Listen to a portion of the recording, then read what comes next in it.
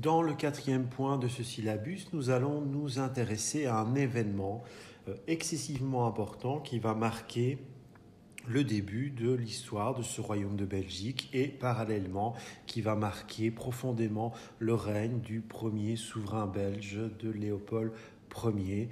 Ce grand événement, nous pouvons l'appeler la révolution industrielle. Les origines de cette révolution industrielle prennent leurs racines en Angleterre et, si vous voulez, le royaume de Belgique est le premier pays du continent européen qui va être influencé par cette révolution industrielle d'origine anglaise. L'un des premiers grands événements, comme on peut le voir sur ce document numéro 8, qui va marquer l'origine de cette révolution industrielle en Belgique, c'est la création du premier système ferroviaire sur le continent européen. Et ce système ferroviaire, il va être basé en Belgique. Alors, si nous regardons plus en détail ce document, eh bien, nous voyons un texte qui se dessine au-dessus de cette locomotive. Premier train de 1835 entre Bruxelles et Malines. Si nous prenons cette carte, eh bien, donc, nous voyons ce tracé. C'est le tout premier tracé ferroviaire entre Malines et Bruxelles. Il a été inauguré en 1835 et c'est le tout premier du continent européen, après les Anglais, bien entendu. Alors, sur ce dessin, on peut remarquer donc une locomotive à vapeur. Cette locomotive, elle a été fabriquée en Angleterre. Ce qu'il faut savoir, pour l'événement, 3 locomotives avaient été affrétées pour l'inauguration de ce premier chemin de fer belge en 1835. Et ces 3 locomotives ont été fabriquées en Angleterre. Mais il ne faut pas attendre longtemps pour que les industriels belges, notamment les usines Cockerill à Seraing, ne se mettent à construire des locomotives 100% belges. Vous avez ici une photographie de l'une des toutes premières locomotives belges qui est sortie des usines Cockerill dans la région liégeoise. Ce qui est très intéressant avec cette révolution industrielle, vous devez vraiment bien avoir conscience de ça, c'est que cette révolution industrielle, elle se marque profondément dans le paysage belge, mais cette révolution, elle ne va pas prendre de l'ampleur partout en Belgique en même temps. Et on le voit très bien avec cette très belle reconstitution.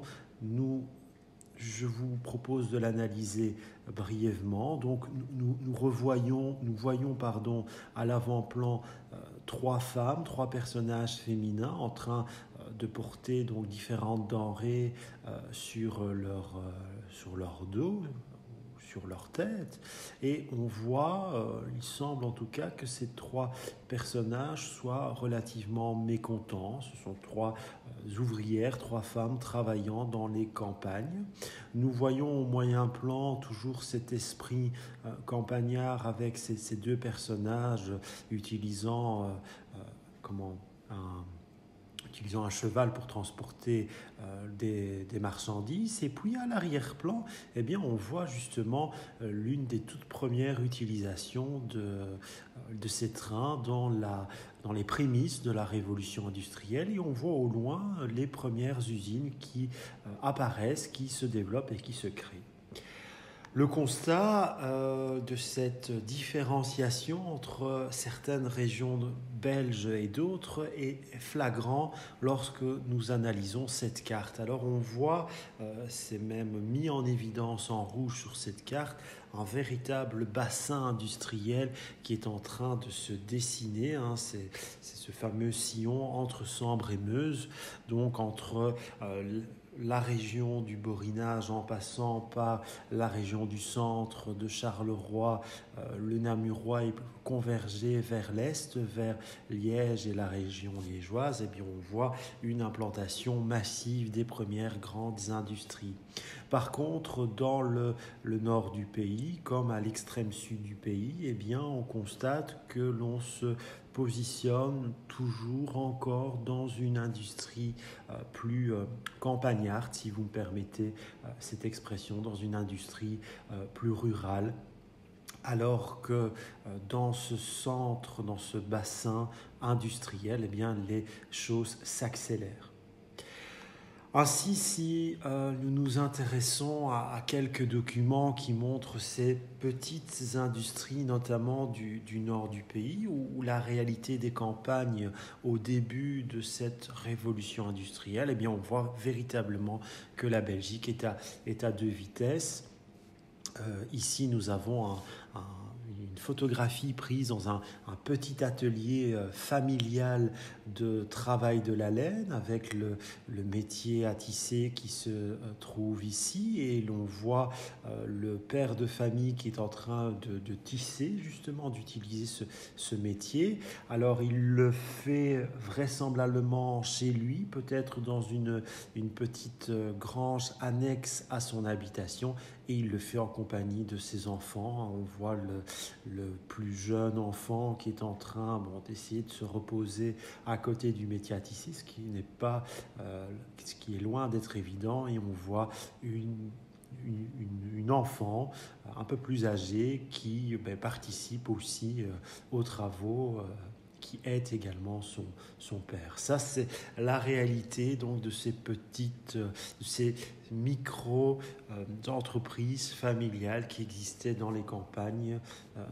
notamment dans le nord du pays, au début et même avant la révolution industrielle, qui va véritablement changer la carte de la Belgique, mais aussi plus largement de l'Europe et ensuite du monde. Nous avons un autre cliché qui date des prémices de cette révolution industrielle, et vous voyez, nous sommes avec cette photographie d'époque plongée dans le monde des campagnes. On a une famille d'agriculteurs qui profitent de quelques temps de repos pour pouvoir se reposer, pour pouvoir s'alimenter. Et donc on a vraiment une scène de famille qui touche les trois générations, les grands-parents, les parents et les enfants. Voilà une image pittoresque qui tranche justement avec l'effervescence industrielle qui commence à se mettre en place dans d'autres régions de la Belgique. Pour terminer cette vidéo et pour terminer ce nouveau point, il serait peut-être intéressant de se poser la question de savoir quelle est la forme, à quoi correspondent ces premières industries au début donc, du règne de Léopold Ier.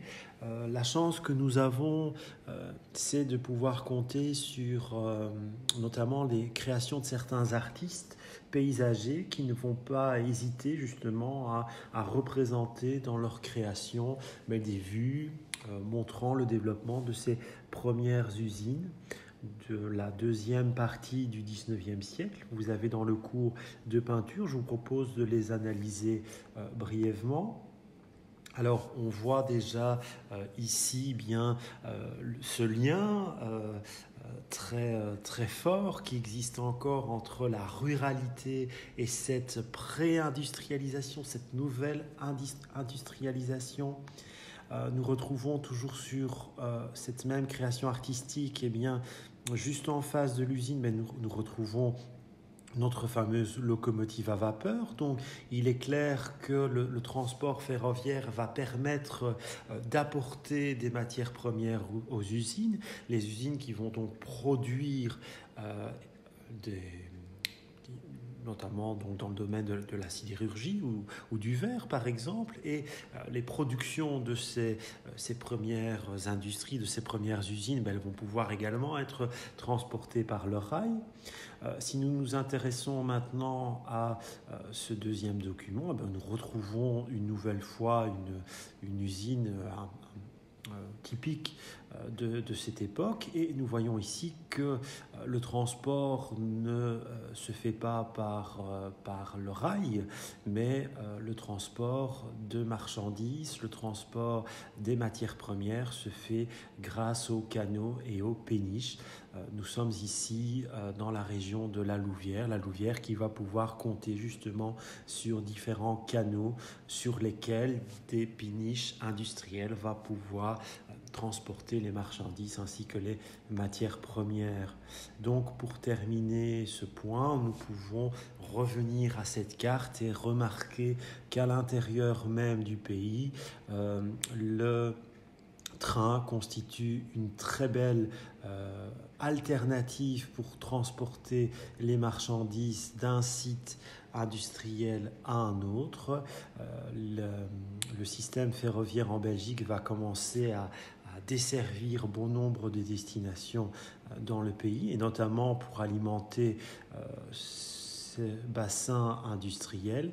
Et nous pouvons aussi constater que les voies fluviales, avec la création, je le répète, de nouveaux canaux, va permettre également de desservir et de servir à cette révolution industrielle, aux productions industrielles en Belgique, au début, dans la première partie du règne de Léopold Ier. C'est le grand événement du règne de Léopold Ier, c'est la naissance de cette industrialisation intensive, la naissance de cette révolution industrielle. Et c'est la Belgique, sur le continent européen, qui est la première touchée par cette révolution.